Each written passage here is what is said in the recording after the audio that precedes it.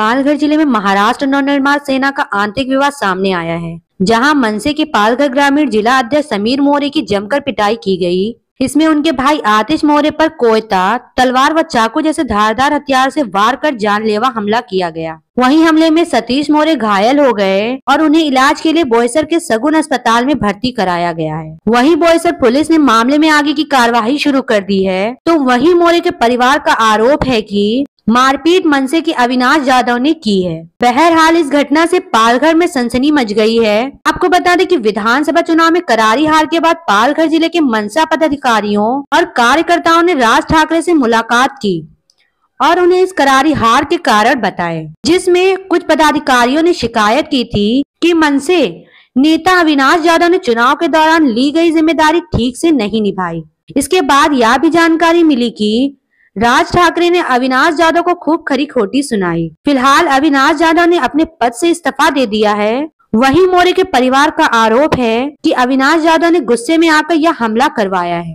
आतिश मौर्य यांच्यावर हल्ला झालाय, नेमका काय प्रकार आणि काय घटना घडली? सर्वप्रथम जो हल्ला झालेला आहे आमचे नेते आहेत पक्षाचे, त्यांच्याकडून हा हल्ला आम्हाला अपेक्षित नव्हता। कारण आज आम्ही जिल्ह्यामध्ये सन्माननीय राजसाहेब यांच्याकडे पाहून जिल्ह्यामध्ये काम करतो, कुठल्या एका व्यक्तीकडे पाहून नाही। तरी मतभेद होत असतील, मतभेद सर्वच पक्षामध्ये असतात, पण त्याचा अर्थ असा नाही की तुम्ही आमच्या कार्यकर्त्यांवर प्राणघातक हल्ला कराल।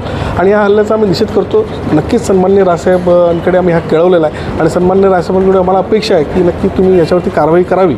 कारण जर असंच झालं तर पालघर जिल्ह्यामध्ये पक्षाचं कोण काम करायला पुढे येणार नाही। आणि ही कुठली तरी हुकुमशाही नाही आहे किंवा ही दडपशाही नाही की तोंड दाबून बुक्क्याचा मार सहन करावा। असं पण आमच्यामध्ये पण महाराष्ट्र नवनिर्माण सेनेचं रक्त आहे आणि आमच्यामध्ये पण साहेबांची शिकवण आहे। आम्ही पण अरेला कार्य करू शकतो, पण हा जो हल्ला झाला हा भ्याड हल्ला होता।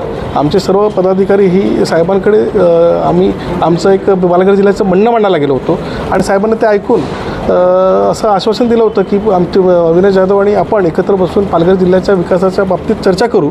आणि हे झाल्यानंतर सुद्धा त्याचा राग धरून त्यांनी जे कृत्य केलं हे निषेधार्थ आहे, याचा आम्ही निषेध करतो। असं त्यांनी ते स्वतःहून लावून घेतलं। ते आमचे नेते आहेत आणि आम्ही सन्माननीय राजसाहेबांनी सांगितलं की सर्वांचा आदर करायचा। ते आमचे मोठे नेते आहेत, पक्षाचे नेते आहेत, जिल्हाध्यक्ष आहेत, त्यांच्या विरोधात असं आम्ही कुठेही स्टेटमेंट दिलं नव्हतं।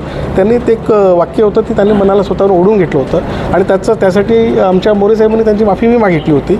आणि ते एक थोडंसं त्यांनी ते मनावर घेऊन एका हट्टापायी किंवा एक काय म्हणतो आपण बालिशपणा असतो किंवा त्या पद्धतीने ते हे वागले आणि ते आम्हाला त्यांच्याकडून अपेक्षित नव्हतं।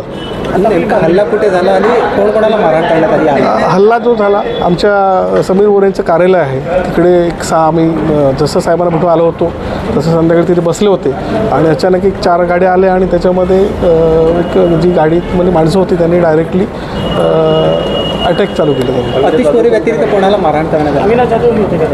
हो, जाधव साहेब स्वतः होते त्याच्यामध्ये। तेच आम्हाला दुःख वाटलं की त्यांनी ते स्वतः होते आणि अविनाश जाधव म्हणजे आपलं आतिश मौर्यच त्यांना जबर मारहाण लागली। आता स्टेबल आहे, त्याच्यावरती हाताला बराचसा मार आहे आणि त्याच्यावरती ऑपरेशन झालेलं आहे आणि आता डॉक्टर पुढचं काय त्यांचा तपास करत आहे, म्हणजे त्याच्यावरती चालू आहे। पेश है पालघर की यह एक रिपोर्ट।